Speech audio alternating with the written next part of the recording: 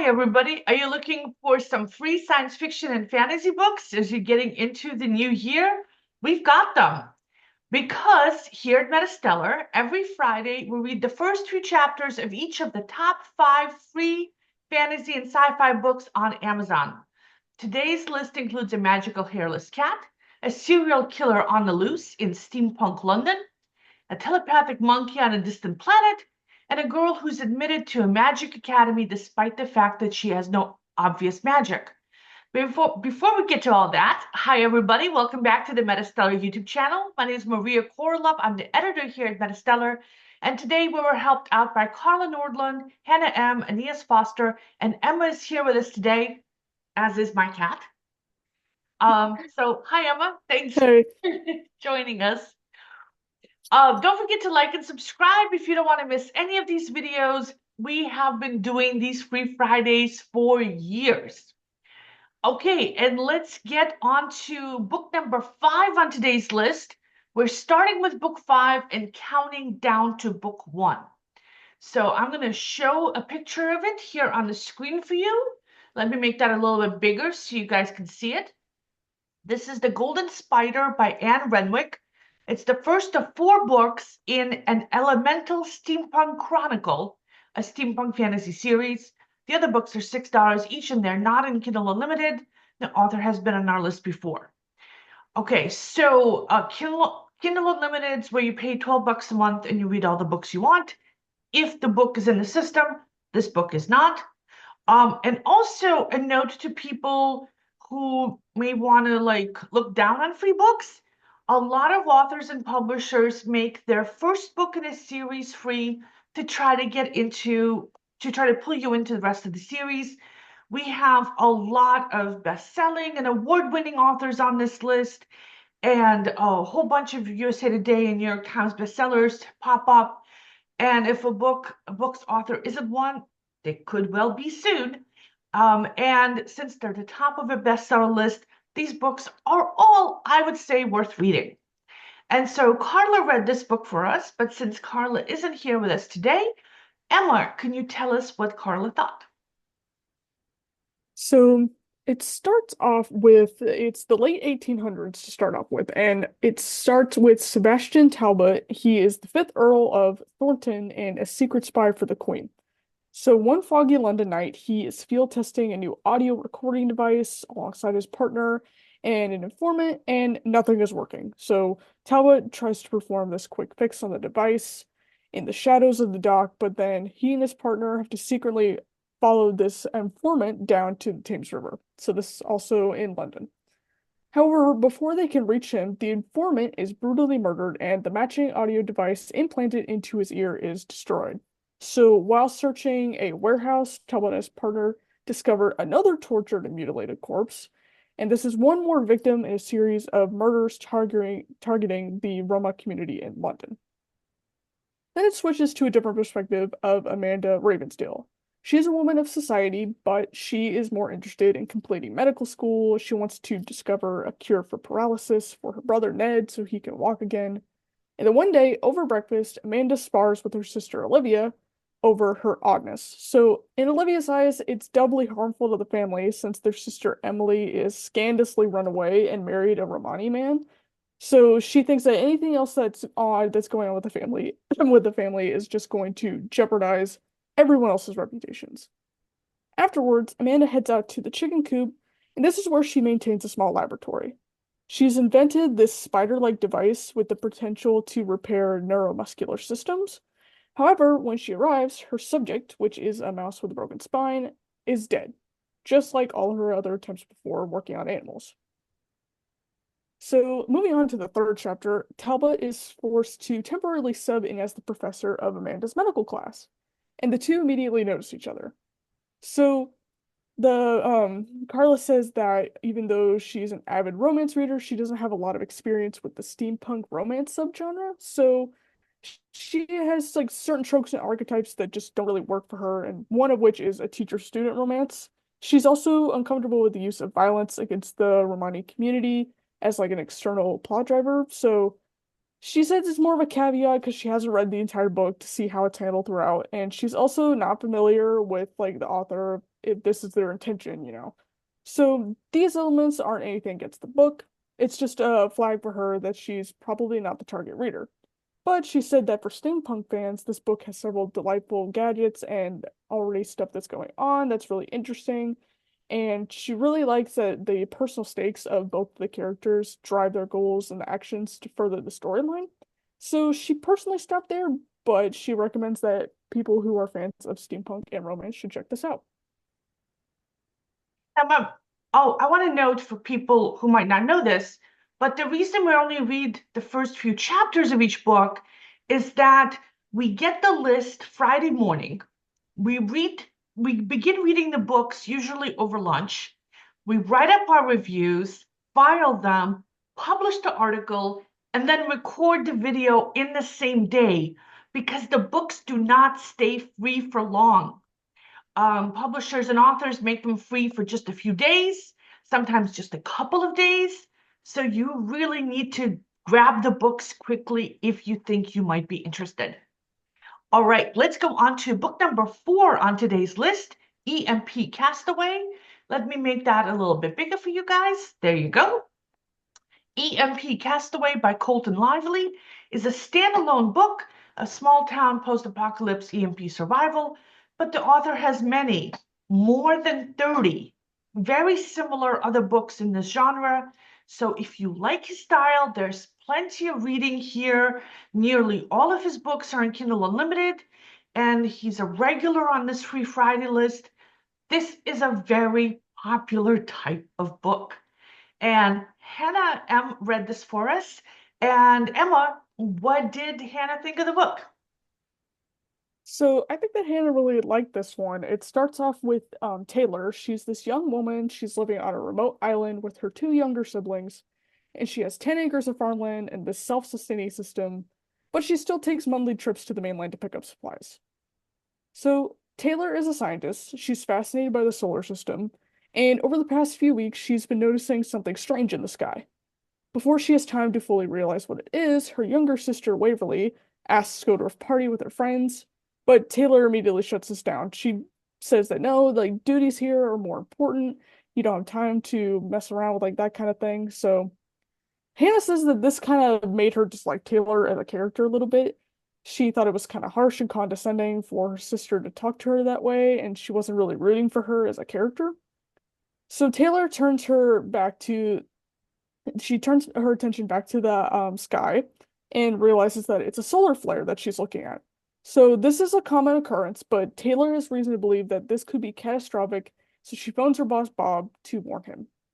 Bob admits that it seems like a problem and has told the government, but he refuses to inform the public, and something that Taylor argues with him over a little bit, but she continues doing her own research. She debates whether or not to tell her siblings. And I think this is about where the EMP starts to really kick in. So Hannah says she wanted to keep reading this novel, but she felt that there was a heavy reliance on telling rather than showing. So it was a bit difficult to stay engaged. So she said that if you do enjoy like EMP stories and it does make for a fast-paced story, then you should pick it up. So I do not understand why these books are at the top of the list nearly every Friday. One of our editorial members, Alex, has been reading a lot of these, and he says they're like potato chip books. You just Yeah. like read them quick. They all have a very similar plot, so you kind of know what to expect. I guess I shouldn't say like be too critical because I have watched every episode of Law and Order. Yeah. So I guess it's kind of something similar. Okay, next we have Bewitched and Bespelled. There you go. Let me make that a little bit bigger for you guys. Bewitched and Bespelled by Sara Bourgeois is the first of 7 books in the What the Cat Dragged In Cozy Mysteries and Magical Mystery series. The other books are $5 each, but they're all in Kindle Unlimited. The author has been on our list before, and I don't know if you can see in this picture, but that cat looks really creepy because it has no hair. It's one of those hairless cats, unlike my cat, which has a full coat of hair, right? Right, cat? Yeah, she's very furry. Okay, so I read this one and gotta say, I love it. I love cozy mysteries in general. Right up there, maybe not quite as high space opera as an urban fantasy, but close. And sometimes you just want something cozy on a cold day or in a troubling political climate, say. It's really nice to cozy up with a very cozy book that's not going to stress you out too much. Plus, there's a magical cat in the book, right? So our protagonist is Jen, and she lives in a small town in Oregon. And as the book starts, she's on her way through the rain to a job interview at a very creepy tattoo parlor. She has a double major in art and chemistry and just graduated, and she doesn't have any experience in tattooing, and also she doesn't have a license. And in Oregon, apparently, according to this book, you need to be licensed. And because she's got all this student debt, she can't afford to go back to school and learn how to be like a real tattoo artist and get a license. Now, and personally, this is why I recommend that you decide what you're going to do before you get your degree. Take some time, maybe take a year off. That's what I did. Take some part-time jobs in your field, do some internships, shadow professionals who are doing the job you want. Do whatever you got to do to figure out what it is, so you don't end up in a situation where you've got massive debt and a degree that you don't want to use. Anyway, I mean, Jen could get a job in the chemistry field. That's probably what's going to pay the most, and use her extra time and money since she doesn't have any kids yet to pay off her loans and get her tattoo license. But anyway, um, anyway, the person who is interviewing for the job is Lil. She asked to see some examples of actual tattoos that Jen has done, because all Jen's brought with her is her art portfolio. So Jen pulls out her phone and shows some really bad examples of her work, which makes me wonder, like, why does she even want a job? She's got no experience, no qualifications, and she's bad at it. Which is exactly what Lil wants to know too. And Jen gives this kind of half-assed answer about wanting to make art that isn't disposable. And Lil points out that tattoos aren't really forever either. So anyway, Lil offers her an unpaid internship where Jen will have to sterilize equipment, disinfect furniture, handle medical waste, clean up vomit and blood, schedule appointments, answer the phone, and work from noon till 1 a.m. every day. So that's 13-hour days for no pay. And for some reason, Jen says yes. So the only pluses at all of this job is that Lil throws in a place to stay, a truly horrible apartment upstairs that Jen will first have to deep clean, and she gets lunch. Meanwhile, the tattoo shop is seriously creepy. There's a beaten curtain that has a life of its own and traps the UPS guy, and the guy warns Jen to get out as fast as she can. Oh, the apprenticeship contract is signed in blood. And the upstairs apartment is also haunted. So I'm a little concerned about Jen's lack of sense, but on the other hand, it does make for a good story. So the next morning, she comes back early with all her worldly belongings and a bunch of cleaning supplies and starts settling in. Then she goes downstairs to the shop, starts learning her way around the job. She gets taught sterile procedures. And then when she's not working, Lil has her doing practice tattoos on fake skin, which I guess is a thing that new tattoo artists do. And then on this first day, they close up early because Lil has to go to a fundraiser to judge a photography contest.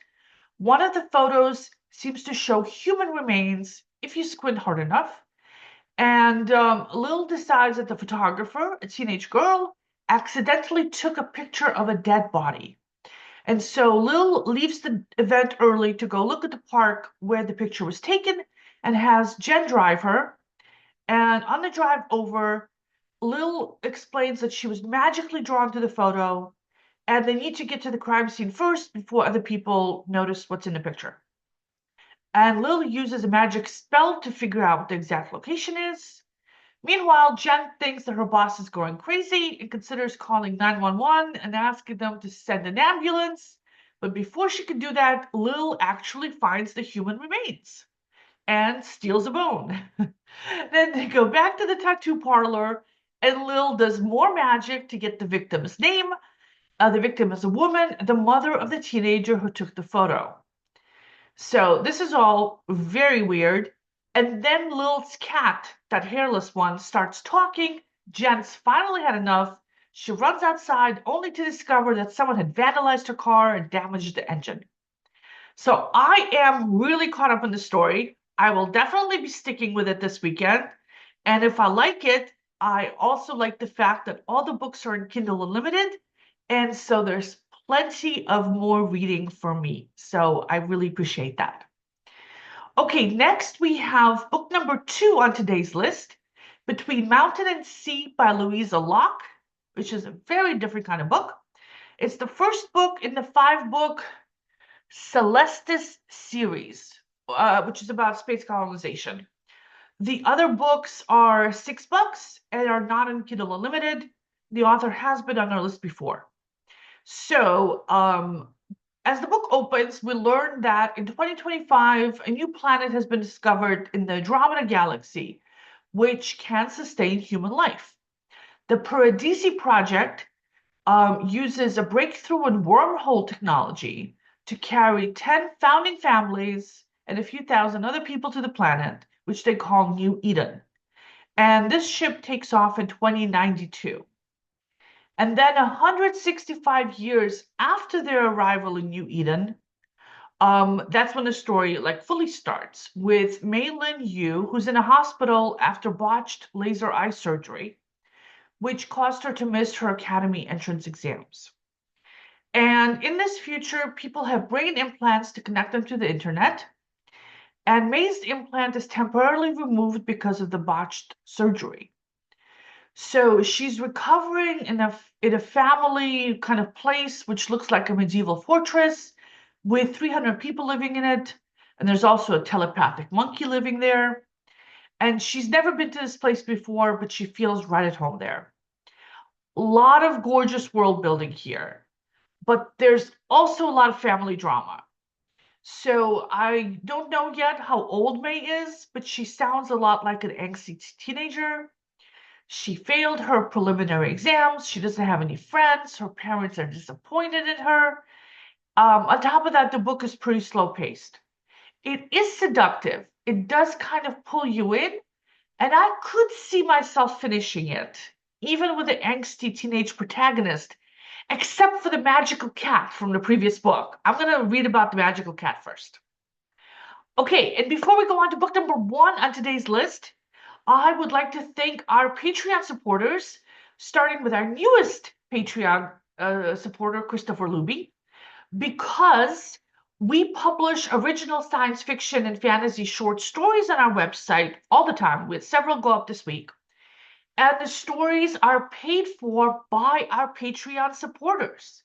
And we also publish anthologies. We have 3 anthologies currently out, and we're working on the 4th one, and Emma's helping with the editing of those anthologies. So very cool, and it's only possible due to the Patreon supporters. All of us editors are totally volunteers. We all donate our time. All the money goes to authors. So if you want to support new and emerging science fiction and fantasy authors, please consider donating to our Patreon or subscribing to our YouTube channel. That's also an option. All those money also goes to the writers. And I also want to do a little plug for Emma Foster, who's a book coach. In fact, she and I had our first meeting this week about what's happening with the books that I'm writing, 3 of which are novellas that are available in Amazon, and I've got about a dozen others that are written that haven't been published, and she's going to help me figure out what's happening in my brain that I'm not getting this done. So I appreciate that, Emma. Thank you very much. And now on to book number 1 on today's list, which Emma read for us. This is Magical Creatures Academy, a box set of the first 4 books in the 7-book Magical Creatures Academy series by Lucía Ashta, and it's a YA fantasy series. The other books are $5 to $6 each, but they're all in Kindle Unlimited, and the author has been on our Free Friday list before. Emma, what did you think of this book? Or of this box set? Yeah, so like I only read the first few chapters of the first book, but it definitely gave me like Harry Potter vibes when I first started reading it, so it made me feel a little nostalgic. So I was excited to see where it was going. It starts off with Rena. She's this young girl who lives with her brother and father. Her mother died giving birth to her, and then on top of that, her father is a mage and her brother is a shifter. So in this world, there are tons of different magical creatures that exist, supernatural ones like vampires, fairies, all sorts of people. And since she belongs to a magical family, Rena is likely to inherit something from her parents, whether it be like shifting powers or becoming a mage, but she hasn't yet found out. It doesn't manifest until your 18th birthday. So it's a few minutes before the exact time that she was born, and it's about 3 in the morning. She's pacing around the house. Rena really hopes that she has some sort of magic because she's really kind of looking forward to what that would mean in store for her. She wouldn't feel like that she was so out of place within her family. And even though she's a little on the fence about attending this magical creature academy, if she does have magic, she still thinks that it's pretty cool as opposed to just being a normal human and not really fitting in with her family. So the time passes, her birthday comes and goes, and she doesn't display any sort of magic. So usually in this world, whenever the time of someone's birthday appears, then all of a sudden they're displaying magic. It's what happened to her brother, her parents, but nothing happens. So she realizes that this probably means that this is a lifetime of boredom as a human. She's not really too happy about that. And while her brother and father try to encourage her, she's really disappointed about the whole thing. Then a fairy comes in, she knocks on the door and swoops right in, and she announces that Rena does in fact have magic, and the headmaster of the school has automatically enrolled her. So Rena isn't sure if she's hearing things right because she clearly doesn't have magic. She hasn't displayed anything at all. But despite this, the fairy convinces her to sign the contract to join the school in blood, and she and her family head out to the school, drive through multiple states. They get to this mountain. Her dad drops her off there with her brother because it's the new term. So it's her first term. Her brother's been there a few years. So she and her brother walk up this mountain for a little bit, and he finds this secret entrance that she can't see. It's invisible to her. He pulls her inside. They enter this magnificent forest where there's the school. So she goes up to the guard and she confirms that she does actually belong there by once again giving the guard some of her blood. And Rena and her brother step onto the school grounds ready to start this new term. So I really liked where the story was headed, and I thought the prose was engaging. I really liked Rena's voice because she was like sarcastic and insecure in a good way, you know? And like I said before, it was also very nostalgic because it kind of reminded me of when I read Harry Potter as a kid. So I think I might continue with this series. Okay, so before we go to upload the videos so you can watch this as soon as you can, so the books are still free. I want to say that this week we also published the final installment of the novel Gods and Monsters by E. E. King. 45 installments total over the course of the past year. The novel itself will be available in all the major bookstores at the end of the month and is already available for pre-order. And I'm going to put the links here. On. And let's see. I don't know what happened. I pushed the wrong button.